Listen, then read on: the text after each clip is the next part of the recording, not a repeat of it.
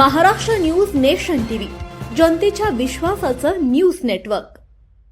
भेनवाट विजय अंकुश भेनवाट, जगन्नाथ दशरथ बनकर आणि गणेश जगन्नाथ बनकर या सगळ्या परिवाराने मिळून हॉटेल कमिनन रेस्टॉरंट बार आणि लॉजिंग या नवीन हॉटेलचा उद्घाटन समारंभ आपल्या महाराष्ट्राचे प्रसिद्ध अभिनेते आदरणीय मोहन जोशी, आपल्या तरुणाईच्या मनामधलं एक वादळ प्रवीण तरडे, कार्यक्रमाच्या निमित्तानं व्यासपीठावर बसले सर्वच मान्यवर बंधू भगिनी आणि माझ्या सहकारी मित्रांनो, खरं म्हणजे उशीर बराच झाला. आज दिवसभर पाऊस चालला, त्यामुळं आपल्याला माहिती की मांडवाच्या आत जेवढे लोक बसतील तेवढेच बाहेर उभं राहता येत नाही. या कार्यक्रमाच्या निमित्तानं माझ्या अगोदर प्रवीण तरडे आणि मोहन जोशी आणि उत्तम अशा प्रकारच्या शुभेच्छा दिल्या आहेत. आता प्रवीण तरडे हे अभिनयाबरोबर सर्वसामान्य माणसामध्ये वावरणार आहे. सर्वसामान्य माणसाच्या व्यथा त्यांना पूर्णपणाने कल्पना आहे, म्हणून त्यांच्या भाषणामधनं त्या व्यथा या ठिकाणी व्यतीत झालेल्या आपण पाहतो.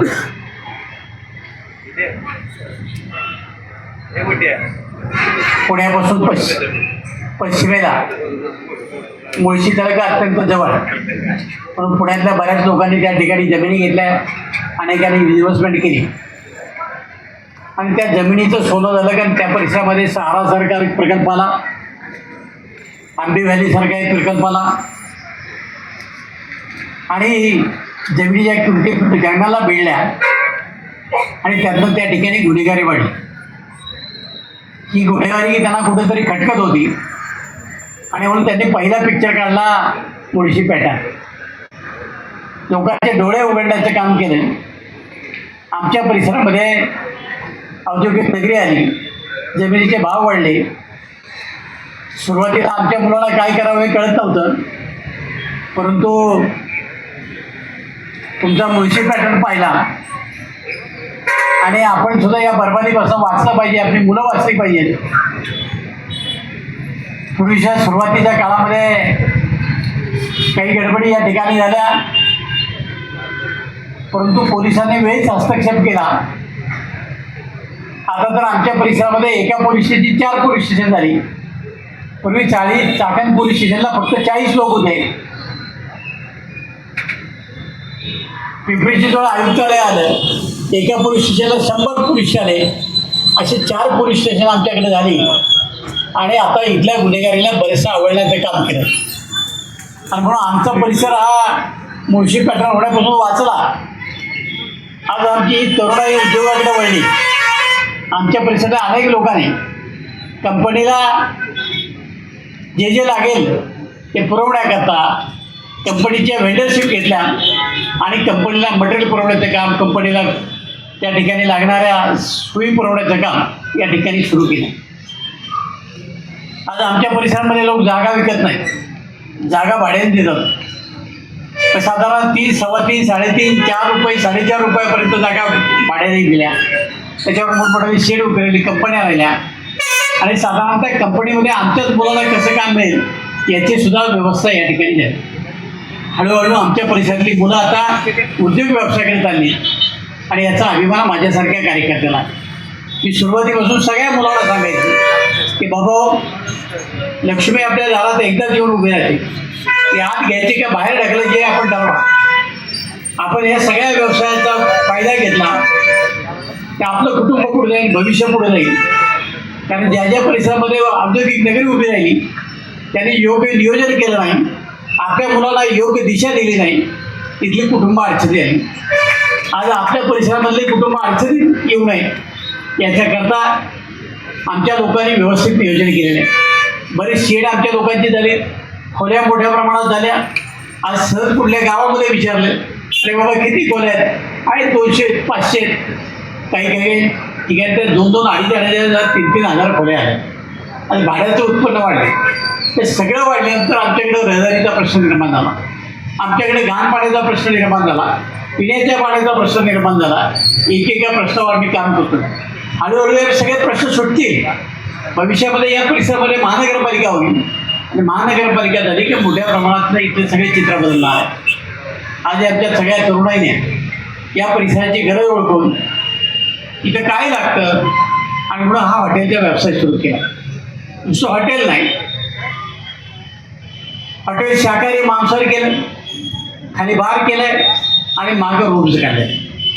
मला मुद्दा म्हणून ती हाऊस आहे की मी जाऊन पहिलं बघितलं की हे सगळे हॉटेलची व्यवस्था कशी आहे, टेबलची रचना कशी आहे, कशा पद्धतीने लोक बसतील आणि मग त्याचं किचन कुठं आहे, टॉयलेटची व्यवस्था आहे का, त्याच्या रूम कशा आहेत, त्या सगळ्या गोष्टी मी बारकाईने बघितलेल्या आहेत. उत्तम अशा प्रकारचं नियोजन ह्या सगळ्या तरुणांनी केलं. ज्याला व्हिजन म्हणतात ते उत्तम अशा प्रकारचं व्हिजन ह्या सगळ्यांच्याकडे आहे. आता भागीदारी तुम्ही काढली, मला आनंद आहे, पण भागीदारीमध्ये आत्मविश्वास आणि विश्वास असला पाहिजे. आपल्या सहकार्यावर विश्वास असला पाहिजे. कारण आपल्याला माहिती आहे की एखाद्याचं बरं चाललं की काड्या घालणाऱ्यांची संख्या फार मोठी असते. तुम्हाला कोणी काही चुकीचं सांगितलं तर तिघेजण एकत्र बसा, तर मग मला असं कळलं काय त्याचं आहे ते काय सोक्षमोक्ष लावा. आपल्या सहकार्यावर विश्वास ठेवला की भागीदारी काही चुकत नाही. आणि प्रत्येक गोष्ट लेखी करा, प्रत्येक गोष्ट व्यवहाराने करा, प्रत्येक गोष्टीचा हिशोब ठेवा. आपल्याकडे स्वर्गीय वसंतराव मांढरे आमदार होते, त्यांचा व्यवसाय केला मला. सगळं दुकान बंद झाल्यानंतर ते रोज हिशोब लिहायचे आणि मग झोपायचे. पुढे किरण शेडला तशीच सवय लागली, बाळशेडला तशीच सवय लागली आणि ते व्यवसायात पुढे गेले. अन्यथा किराणावाल्याच्या व्यवसायाचा हिशोबच लागत नाही, आपण कुठे आहोत ते कळत नाही. हॉटेलचा व्यवसाय तसाच आहे. आता हा व्यवसाय करताना तुम्हाला मोठेपणाने वाटेल की पाहुण्याला बोलवावं आणि त्याला आपल्या हॉटेलमध्ये जेवायला घालावं. इथं तुम्ही चुका, पाहुण्याला घरी नेऊन जेवायला घालावं. घरच्या मंडळीला पगार द्यावा लागत नाही, इथं वेटरला पगार आहे, इथं आचार्याला पगार आहे. प्रत्येक गोष्ट तुम्हाला विकत आणायची आणि भागीदारी मला व्यवसाय. म्हणजे एखाद्या भागीदाराचे जास्त पाहुणे जेवायला लागले तर तुम्हाला बघ तुझे पाहुणे जास्त जेवले म्हणून प्रॉफिट कमी झालं. माणुसकी राहिली पाहिजे, पण ती व्यवसायात नाही, व्यवसायाच्या बाहेर. आणि इथं जमलेल्या सगळ्या नातेवाईकांना माझी विनंती राहणार की आपल्या पोरांचे हॉटेल पुढे जायचे असेल, आपला व्यवसाय पुढे जायचं असेल, एक तर उधार खायचं नाही आणि फुकट खायचं नाही, तरी ही मुलं पुढे जाते. आणि त्यालाही माझी विनंती राहणार, चुकून सुद्धा असल्या फंदामध्ये तुम्ही पडू नका, नाही तर तुमच्या हॉटेलचे 3, 13, 9, 12 व्हायला काही वेळ लागणार नाही. हॉटेलच्या व्यवसायामध्ये ही पहिली गोष्ट की नातेवाईकाला फुकट खायला घालायचं नाही. दुसरी गोष्ट, हॉटेलची क्वालिटी आणि क्वांटिटी याच्यामध्ये कधीही फरक करायचा नाही. ज्याचा पैसे आपण घेतो त्याला क्वांटिटी दिली पाहिजे. आणि माणूस काय हौसेने हॉटेलमध्ये जेवायला येत नाही, हौसेने जेवायला येत नाही. आणि म्हणून क्वालिटीमध्ये बदल पाडता चांगला आचारी ठेवा आणि उत्तम अशा प्रकारची त्याला सेवा या ठिकाणी लोकांना द्या. लोक वारंवार तुमच्या हॉटेलमध्ये आले पाहिजे. तिसरी गोष्ट, स्वच्छता. तुमचं किचन स्वच्छ असलं पाहिजे. काल तुम्ही बातम्यावरती असेल की औरंगाबादमधली 2 मोठी हॉटेल तुकाराम मुंडे साहेबांनी बंद केली. हॉटेलमधला त्यांनी भाजीपाला आतमध्ये जाऊन बसला, फ्लावरला बुरशी आली होती, ती जी नीट भाजी त्या ठिकाणी नव्हती, कामगाराला नीट टोप्या नव्हत्या. आतमध्ये काम करणारा सुद्धा हँडग्लोव्ज असायला पाहिजे. स्वच्छता हॉटेलचा मूळ पाया आहे, त्यामुळे आपलं हॉटेल स्वच्छ राहिलं पाहिजे. पूर्वी आपल्याला देखील भीती वाटत होती. आता मुंडे साहेब आल्यापासून पानाची दुकानं बंद झाली, अनेक हॉटेलला हळूहळू टाळायला लागले, अनेक मिठाईची दुकानं बंद झाली. आपल्या हॉटेलमधली क्वालिटी कधीही चेक करतील त्यावेळेला आपलं हॉटेल त्याला त्याच्या सगळ्या प्रक्रियेला उतरलं पाहिजे. अन्यथा आज तुम्ही मोठेपणाने हॉटेल काढलं आणि पुढं तुकाराम मुंडे माझे साहेबांची तिकडे वाकडी नजर पडली तर आपण म्हणता एवढं सोपं नाही. त्याचबरोबर आता आपण रेस्टॉरंट आणि बार केलेले आहे. आपल्याला माहिती आहे की लोभाच्या पायी माणसं चुकीची दारू विकली जाते. अनेक लोक येतात डुप्लिकेट दारू विकणारे. ब्रँड तसाच्या तसा असतो, वरचं लेबल तर असतं आपली दारू तिची असतेच असं नाही. अशा वेळेला मात्र तुम्हाला लोभापायी ते गमवावं लागेल. आणि म्हणून या परिसरामध्ये आपण हॉटेल चालवताना चुकीची दारू आपल्या हॉटेलमधून विकली जाणार नाही याची काळजी घ्या. दुसरी गोष्ट, आता तुम्ही त्या हॉटेलमध्ये जी क्वालिटी आहे ती चांगली ठेवा, बारमधली क्वालिटी चांगली ठेवा, आपलं हॉटेल उत्तम प्रकारे चालेल. हॉटेलला लागणाऱ्या सगळ्या सुविधा आपण या ठिकाणी देत आहे. त्यामुळं हॉटेलमध्ये कुठल्याही प्रकारची कमी आपण ठेवलेली नाही. दिलेल्या सूचनांचं पालन आपण एवढ्या करता करा. तुम्ही आता आम्हाला उद्घाटनाला बोलवलेलं आहे, आपल्याला माहिती आहे. या अगोदरच आम्ही सांगून सगळ्या गोष्टी मोकळे होतो. कारण एखाद्या हॉटेलचं उद्घाटन केलं, उद्या काय घडलं तर म्हणतील बघा यांच्या हाताने हॉटेलचं उद्घाटन केलं. तेव्हा अगोदरच आम्ही सांगून मोकळं होतो की काय काय तुम्ही पळा, की उद्या आम्हाला पळवाटे किंवा आम्ही तुला अगोदरच सूचना केल्या होत्या. आणि मला अनेक हॉटेलचा अनुभव आहे. इथं अनेक आपल्या तरुणांनी ह्या गोष्टी केलेल्या आहेत. आणि ज्यावेळेला फूड अँड ड्रगचे लोक येतात, ज्यावेळेला तुमच्या एक्साईजचे लोक येतात, त्यावेळेला ह्या सगळ्या घटना मी पाहिलेल्या आहेत, अनुभवलेल्या आहेत. मग अशा वेळेला आपण आपल्या जवळच्या माणसाला फोन करतो. अगदी 15-3 आठवड्यापूर्वी असंच एकाचं हॉटेल मी वाचवलं. एक्साईजचे लोक आले, त्याचा स्टॉक विचारला, त्याने घेतलेली बिलं विचारली, पावत्या विचारल्या आणि त्याच्यापेक्षा स्टॉक जास्त निघाला. म्हणजे आपला मटेरियल आलं किती गेलं किती याची सुद्धा विगतवारी आपण केली पाहिजे, रोज त्याचा हिशोब ठेवला पाहिजे. त्यामुळं आपण आपल्याकडे किती स्टॉक आहे पटकन माणूस एक्साईज आला की आपल्याला सांगता आलं पाहिजे की बिअरच्या एवढ्या बाटल्या आहेत, त्या दारूच्या एवढ्या बाटल्या आहेत, सांगता आलं पाहिजे. म्हणजे आपल्याकडं आपल्या वहीमध्ये जेवढा माल आहे तेवढा आपल्या त्या स्टोअरमध्ये मिळाला पाहिजे, याची सुद्धा व्यवस्था आपण या निमित्ताने करा. हॉटेलमधले जे खाद्यपदार्थ आहेत ते झाकून ठेवा. सगळेच पदार्थ फ्रीजमध्ये ठेवायला लागतात असं अजिबात नाही. विशेषतः पनीरसारखा पदार्थ त्याच्यामध्ये फार मोठं डुप्लिकेशन आहे. खव्यासारखा पदार्थ त्याच्यामध्ये डुप्लिकेशन आहे.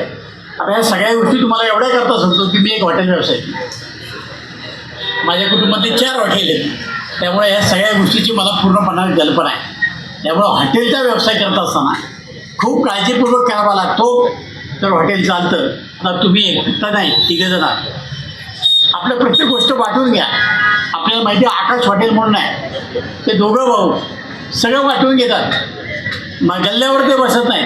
गल्ल्यावर बसायला वेगळी माणसं आहेत. एक जण किचनचं बघतो, एक जण सगळी खरेदी बघतो, सगळं स्टोअर त्या ठिकाणी बघतो आणि स्वच्छता बघतो. त्यामुळं हॉटेल आकाश इतकं चालतं आहे की एका वेळेला 1300 लोक बसतात. आपली तर 150 लोकांची सेटिंग आहे. त्याला कितीतरी मोठा स्टाफ लागतो. काल एका हॉटेलमध्ये तर मालक आला होता, त्याने मला सांगितलं अहो माझ्याकडे 250 लोक आहेत आपल्या वखर तोंडाचा, 250 लोक त्याच्याकडे कामाला. आणि म्हणून एवढा मोठी इंडस्ट्री आहे आपल्या वाटतं हळूहळू ते प्रमाण एवढं वाटेल. आणि या परिसरामध्ये एक आपला ब्रँड पण येणं, आता आलेला माणूस परत बाहेर जाणार नाही किंवा परत येईल याची काळजी घेऊया. वारंवार तो आपल्या हॉटेलमध्ये आला पाहिजे, आपलं हॉटेल चाललं पाहिजे, याची दक्षता तुम्ही सगळ्या मित्रांनी घ्या. तुम्हाला काहीही कमी पडणार. त्यात आपल्या सगळ्यांना माहिती आहे अलीकडं मोहन जोशींचं गाजलेला पिक्चर की ज्यांनी कोट्यवधी रुपयाची कमाई केली, दोघे अभिनेते या ठिकाणी, दुसरा भाग त्यांनी काढला देव पिक्चर. आणि त्यामुळं आता ते स्वामींच्या ह्याच्यामध्ये आता त्यांचा हात आपल्या पाठीशी आहे, भिवू नकोस मी तुझ्या पाठीशी. त्यामुळं त्यांचे आशीर्वाद तुम्हाला या निमित्तानं लाभलेले. मी अनेक वर्षाचा त्यांचा फॅन आहे. ते काय पडद्यावरचे नट नाही, रंगभूमीवरचे नट आहे. आणि आपल्याला सांगितलं पाहिजे की पडद्यावर रिटेक आहे, तुम्हाला बदल करता येतो, एखादा सीन चुकला परत दाखवता येतो. परंतु ज्यावेळेला लाईव्ह असतं, ज्यावेळेस थिएटरमध्ये आपण एखादा नाटक पाहतो त्यावेळेला रिटेक नाही. आणि मोहन जोशी रिटेक पाहिले नाही. कलाकृती आहे कशी असावी, अभिनय कसा असावा याचं उत्तम उदाहरण हे त्यांच्याकडे आहे. आणि म्हणून मोहन जोशी एक हाडाचा कलावंत आहे, त्याला आपण बोलवलं आहे. आणि ग्रामीण भागातला रांगडा, तुमच्या माझ्या मातीतला, तुमच्या माझ्या विचाराचा असा प्रवीण तरडे नावसुद्धा आपल्यातलं वाटतं ना. त्यामुळे अशी दोन माणसं त्यांनी आत्ता खऱ्या अर्थानं मराठी चित्रपटसृष्टीला एका उंचीवर नेऊन ठेवण्याचं काम केलं. त्यांचं कौतुक अखंड महाराष्ट्र जगामधला प्रत्येक मराठी माणूस करते. अशी दोन उंचीची माणसं आज या ठिकाणी आली. माझा योग इतका चांगला आहे, नेता आणि अभिनेता हे दोन एकत्र आले. आता आम्हाला अभिनय करायचं म्हटलं तर फार अवघड आहे, पण त्यांना नेत्याचा अभिनय सांगितलं तर ते एक उत्तम करतील. अशा भूमिका त्या दोघांनी पार पडलेल्या आहेत. म्हणजे अजून तरडेंची मी ती भूमिका बघितली नाही, पण मोहन जोशींनी पुढाऱ्याच्या अनेक भूमिका केलेल्या आपण पाहिलेल्या आहेत. त्यामुळं अभिनेता हा नेता होऊ शकतो, पण नेत्याला अभिनय करणं अवघड जातं. त्यामुळं आम्ही जे रिअल स्टोरी आहे तिथं सांगण्याचा प्रयत्न या ठिकाणी केला. आणि म्हणून आपलं हॉटेल चांगलं चालावं. जी तरुण आहे ती 40च्या तरुण आहे, खूप आपल्याला पुढं मदत गाठायची आणि एका हॉटेलवर थांबायचं नाही. हॉटेलची अनेक शाखा निघल्या पाहिजेत. आणि एकदा तुम्हाला एका ठिकाणी कळलं की आपण हे उत्तम चालू शकतो, तर अनेक ठिकाणी शाखा आपण काढू शकतो. आणि म्हणून आपल्याकडनं अनेक शाखा निघाव्या, उत्तम हॉटेल त्या ठिकाणी निघावी आणि ज्या खवय्ये जे मंडळी आहेत त्यांना चांगलं खायला मिळावं. आता हा 4 घासापैकी चौथा घास आहे. आपल्याला माहिती आहे, पहिला घास हा आईचा असतो, तो मातृत्वाचा असतो. तिला वाटतं आपला मुलगा मोठा व्हावा, आपल्याला म्हातारपणी त्याने सांभाळावं, म्हणून मायेनं प्रेमाने त्याला खायला घालते. तो वात्सल्याचा प्रेमाचा घास असतो. दुसरा घास असतो धर्मपत्नीचा. तिला माहिती आहे आयुष्य याच्याबरोबर काढायचं आहे, पण आपला नवरा चांगला ठणठणीत राहायला पाहिजे आणि म्हणून प्रेमाने त्याला खायला घालते. तो दुसरा घास. तिसरा असतो सुनबाईचा. आपल्याला माहिती आहे आपलं जर सासरा गुणी असेल तर सुद्धा आनंदाने त्याच्यासमोर खायला घालते. हे आपलं कर्तव्य आहे. आपल्या नवऱ्याला आनंद मोठं केलं आहे, आपल्याला सुद्धा आई वडील आहेत. आणि म्हणून तो तिसरा जो घास आहे हा सुनबाईच्या हातचा असतो आणि तो कर्तव्याचा असतो. ते त्यांचं कर्तव्य आहे म्हणून तिसरा घास आहे. आणि चौथा घास आहे तो तुम्ही तयार करा. आणि ज्याला कुठं आता नाही विलाज आहे, इथं आलेली माणसं आहेत, कामं करता आली, व्यवसाय करता आली, त्यांना आता घरी अडचण आहे खायला, ते तुमच्या हॉटेलमध्ये येणार आहे. आणि तो चौथा घास. आता चौथा घास काहींना चांगल्या हॉटेलमध्ये खायला मिळतो, त्याच्याकडे पैसे असतात, आणि काहीला नाही विलाजाला 5 टपरीवर सुद्धा खावं लागतं. म्हणून हा नाईलाजाचा घास आहे. आणि म्हणून नाईलाजाचं लोक जर आपल्याकडे येत असतील तर त्याला उत्तम खायला घातलं तर तो वारंवार आपल्याकडे येईल. म्हणून हे 4 घास जीवनातले म्हणून लोक म्हणतात 4 घास सुखाचे मिळाले पाहिजे. सुखाचा घास आपल्या हॉटेलमधून मिळावा ही अपेक्षा निमित्ताने व्यक्त करतो. आपल्या व्यवसायाला मनापासून धन्यवाद देतो. जय हिंद, जय भारत.